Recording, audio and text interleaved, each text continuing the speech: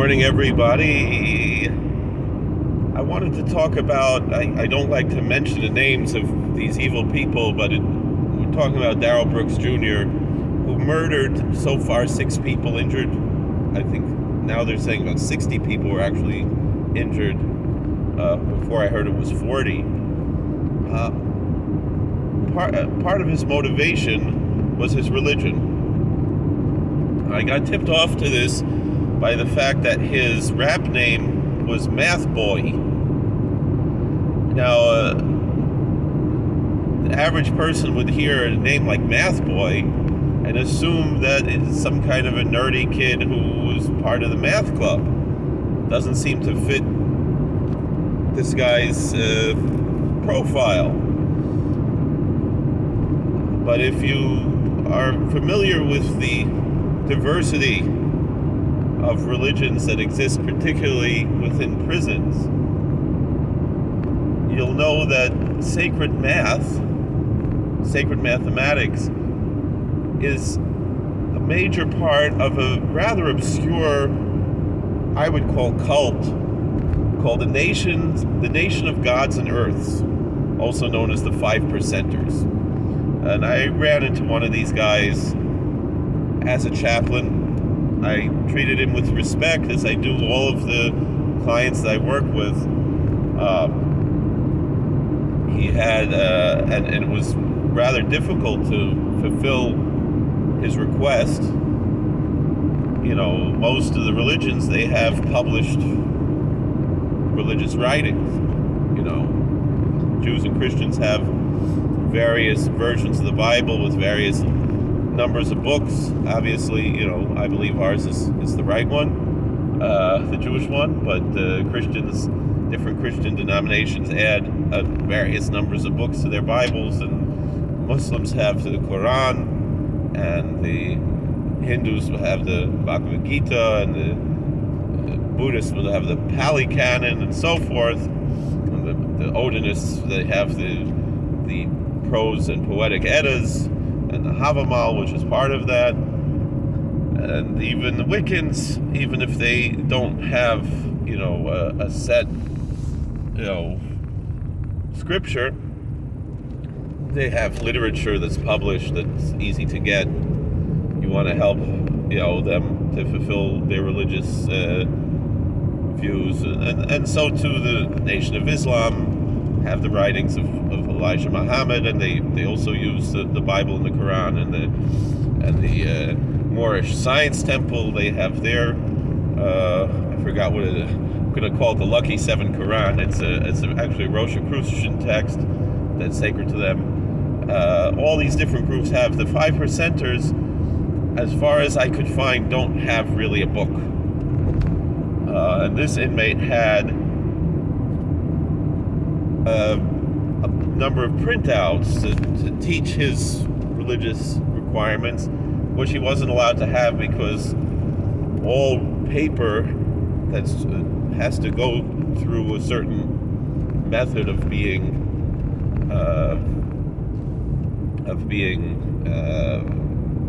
checked, that makes sure there's no contraband even, you know, put onto the paper, because a number of years ago it was in the news that people were soaking drugs into paper, and so we had a paper ban. All paper, any letters or anything that you would send to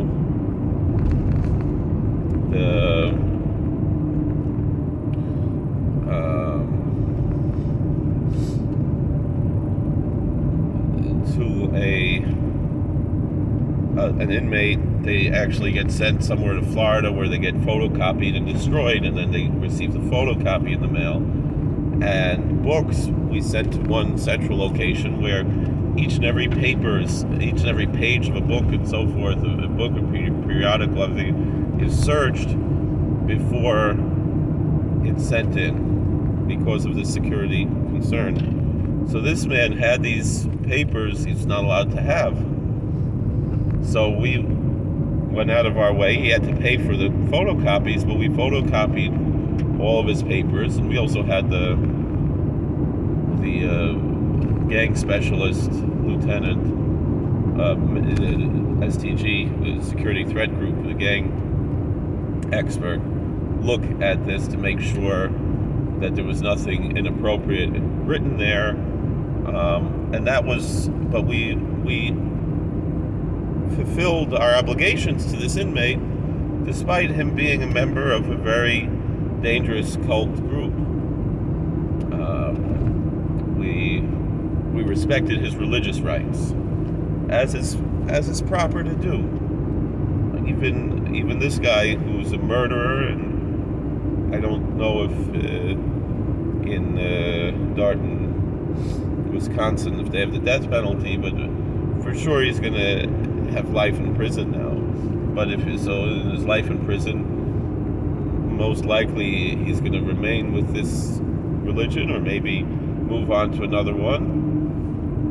It's up to him how he does that, and he should be afforded his religious rights as far as that's concerned, as long as it's not a security threat. And so, but the difficulty with this particular religion is that everything is a code.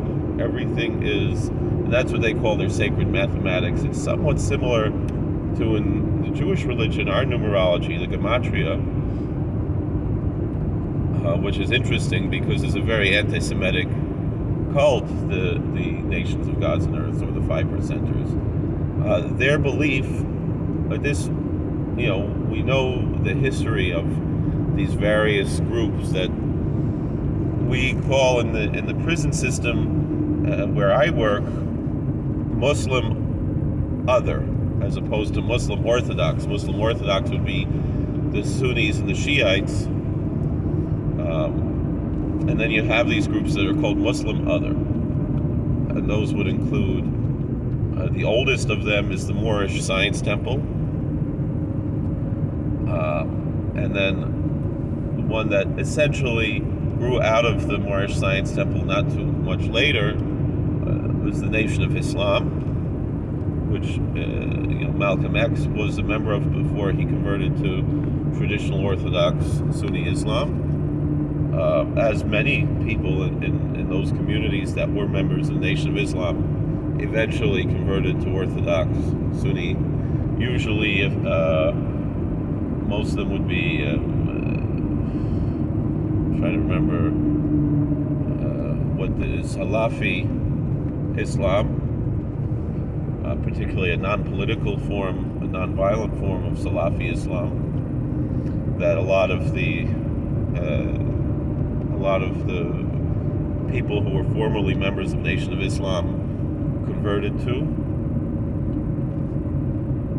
And then, so kind of a splinter group that grew out of the Nation of Islam, which had been around for 40, 50 years at that point, in the 1960s, started this group, the Nation of Gods and Earths, or the 5%ers.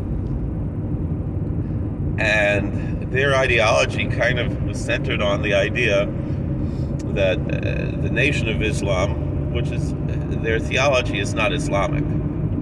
It offends Muslims, traditional Orthodox Muslims, just as much as, in a certain sense, to call that they call themselves Nation of Islam, or they call themselves Muslims and so forth, but because they really don't believe in the same creed of traditional Islam.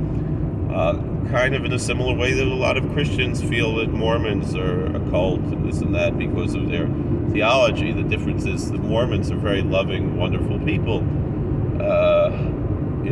Even though they had a checkered past, today they have a very beautiful culture, but a very much a polytheistic, almost a paganistic theology. And so too this group, in a sense, is actually quite similar in that aspect, where the Mormons say if you follow the word of wisdom, you live according to the teachings of the Mormon Church, you will become a god. That's their belief, which I think might be somewhat influenced by a Jewish teaching based in the book of Proverbs, actually coming out of a gematria based on the book of Proverbs, where at the very end of the Talmud it says that every saint, every righteous person, again interesting, they call themselves the Latter-day Saints, or quite often simply the saints, is how the Mormons refer to themselves often, that every saint will be given 130 worlds.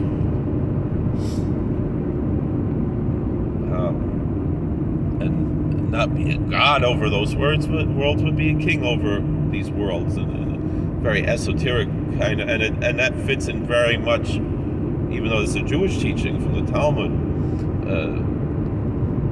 Like I said, it's the very last Mishnah in the Talmud teaches this. Nonetheless, it's interesting that is kind of basically the Mormon belief, is that eventually you will become a god of your own planet. That's the belief of the Mormons. The Nation of Gods and Earths don't believe that you will become a god, but you already are a god if you're a member of this religion, which is not even an issue of that. It's that you're aware of this fact, but it's also in a similar way how the Mormons were at one point racially motivated with their beliefs and changed that later in history. So this group, the Nation of Gods and Earths, is explicitly very racist, black supremacist, or the term they use is black or Asiatic. And it came out of the idea that the Nation of Islam, Elijah Muhammad, was teaching that the white man is the devil, right? And the Nation of Gods and Earths said that it's not enough to say that the white man is the devil, but that the black and Asiatic man is God. And part of the idea, and so obviously such a belief is totally foreign to Islam, which is a very strictly monotheistic theology, pretty much identical to the Maimonidean Jewish theology, depending on which branch of Islam. The Salafi belief might be more along the lines of the Koma Shlema type of belief, which generally the Shir Koma type of belief, which the Sefer Shir Koma generally is understood to be a parable, not to be meant to be taken literally, and it is referred to the argument between the Ravid and the Rambam as far as what is the limits of Jewish theology and what would be considered heresy. The standard Sunni non-Salafi Islamic view is, like I said, far more Maimonidean. In any event, this group, I don't think they call themselves Muslim anyway, the way that the Nation of Islam does, but they draw from the well of the Nation of Islam, that already polluted well, and they go much further, and so their belief is that 85% of the world are brutish savages. That's the white man, and then there's 10% who are kind of the shysters. In our podcast that we talked about last night, we were talking about Sergeant Bilko, although we spoke about him in kind of redeeming light. But that they're the people who are taking advantage of everybody else, and then the 5% are the ones who are actually awake to the fact that they are gods, and the ideology is that the males are gods and the females are earths, and that's why it's called the Nation of Gods and Earth. Again, drawing from some Kabbalistic idea that the feminine Malchus is the is related to, it's a sphere that's related to Earth and so forth. So there, again, it's fascinating, the correlations, but it's a very hateful group, and so that's again the big difference we would say between, again, to make a comparison, let's say, to the Mormon Church, which are very loving people, very upstanding citizens. This is the Nation of Gods and Earths, or like they call themselves the 5%ers. Like we said, that they believe that 5% of the people are actually gods, or earths. The men are gods and the women are earths. It's a very hateful group. They their ideology is permeated, in the 60 years or so, a little bit under 60 years since this religion was founded. It has permeated very much into aspects of the hip-hop culture. There are, I don't know the names of all these artists, but there are some pretty prominent, big-name hip-hop artists who maybe they're not card-carrying members of the 5%ers, but they do subscribe to some of this ideology. My view always is, like Rabbi Daniel Lapin says, I don't care if someone believes I'm going to heaven or hell. A Christian or a Muslim believes that I, as a Jew, am going to heaven or hell, as long as he doesn't do anything to get me there quicker. And so too, if this sect, if this cult believes that they are gods and that I'm the devil or this or that, whatever it is, if that's what they believe, that doesn't hurt me. But when they come into the violence, when they become radicalized to the point of, and that's why I don't have a problem with the Salafi Muslims, in Philadelphia who left the Nation of Islam, because they are very much a non-violent group. If they commit crimes, it's not based out of their religion, and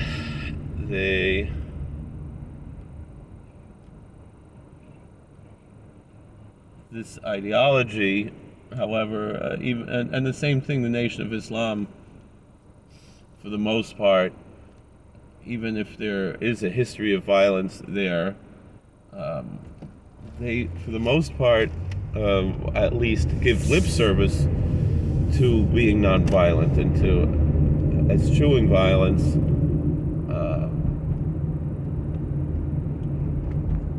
As part of their, they're not a violent sect. As far as, so just because, and they don't also, they're not as hateful as they once were. Their ideology has changed over the years. It's a very dynamic group, the Nation of Islam, and even though there are a lot of problems with a lot of the things they teach, there is some positive aspects, of self-determination and being responsible and so forth. Even with and also they say that they're even though it's obviously a very racial group, they don't preach hatred in an essential racialist manner, the way they kind of did. They kind of see the impoverished white person as being their brother in a certain sense within the Nation of Islam, or at least they give lip service to that, whether or not they actually believe it. On the other hand, the Nation of God and Earth are obviously, their whole theology is very much supremacist. Again, if it inspires them to actually be a better person and to be a good citizen and so forth, even if we disagree with ideology, theology, and so forth, we can live with that. But when it gets to this point where someone is very clearly inspired by this belief system, by this religion, to murder innocent people just because of their race. It gets to be a little bit more dangerous, or a lot more dangerous, and it's something to be concerned about. So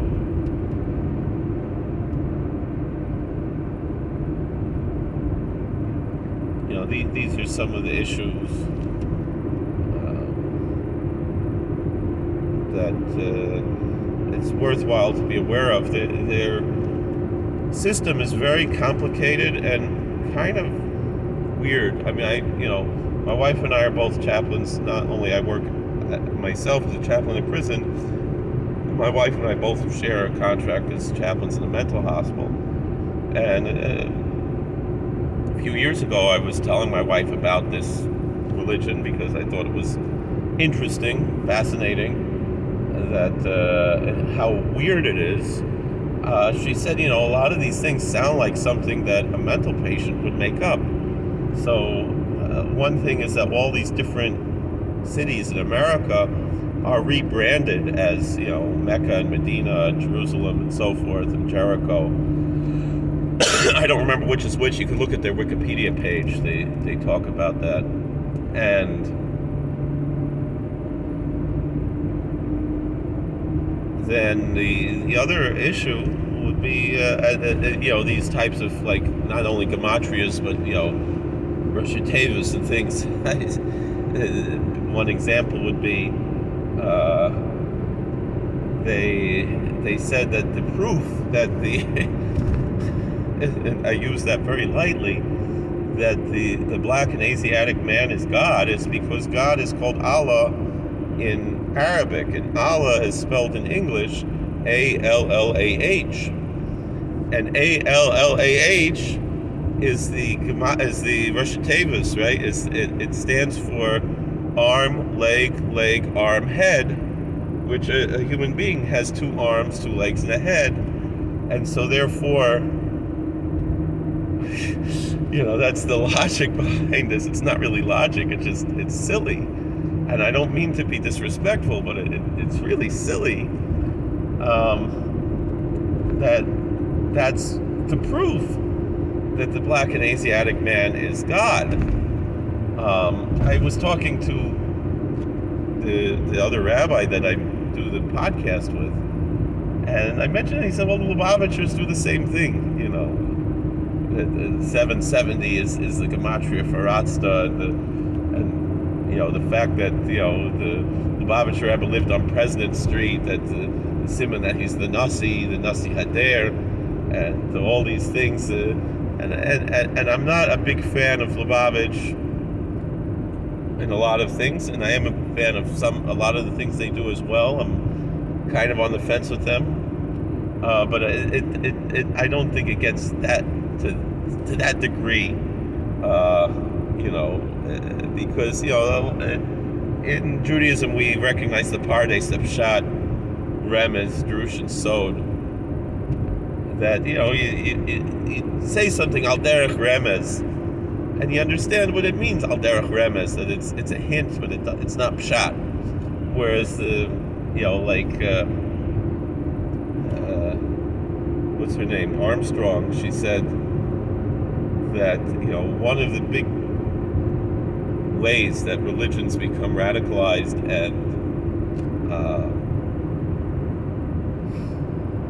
and become fundamentalized is the blurring of the line between logos and mythos, to use the Jungian terminology, and the understanding of, meaning, I know my friend Reb Asher Meza, he gets very upset about this concept of Pardes, and he wants to only go by the Pshat, and it's not that Pshat is all there is, the way Rabbi Meza says, but rather that Remez is Remez, and Drush is Drush, and Sod is Sod, and they are not Pshat.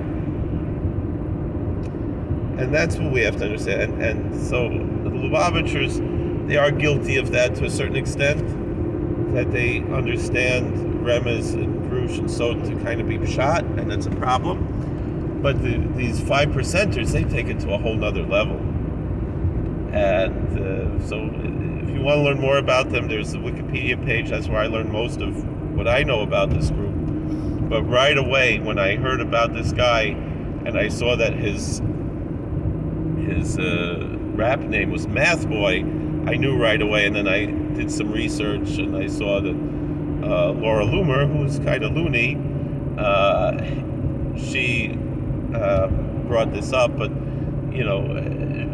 she was also making unfounded connections, saying that this was a jihad because of the alleged Islamic roots of this religion, but it's not Islamic at all. And to make those types of connections are really unfair. So I'm sorry, I'm driving a different car today. Maybe it's a little bit too loud.